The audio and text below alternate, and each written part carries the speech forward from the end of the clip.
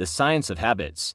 How to build and break them. Habits are the brain's way of saving energy. Instead of analyzing every decision, our minds form routines, repeated behaviors that become almost automatic over time. Scientists have identified a three-step habit loop: cue, routine, and reward. A cue triggers the behavior, the routine is the behavior itself, and the reward reinforces the loop. For instance, seeing your running shoes by the door cue might prompt a morning jog routine, which then gives you an endorphin rush or sense of accomplishment reward. Over time, this loop becomes ingrained, allowing habits to form and persist even with minimal conscious effort. Breaking bad habits or building new ones, however, requires disrupting or reshaping this loop. Neuroscience research shows that habits are stored in a part of the brain called the basal ganglia, which remains active even when our decision-making frontal lobe takes a backseat. This is why habits are hard to break. They're neurologically embedded. The key to change lies not in eliminating a habit entirely, but in changing the routine while keeping the same cue and reward. For example, if stress cue leads to snacking routine for comfort reward, one could substitute a short walk or deep breathing exercise for snacking, achieving the same reward through a healthier behavior. Building positive habits also hinges on consistency and small wins. Research from behavior science suggests that tiny habits, small, manageable changes tied to existing routines,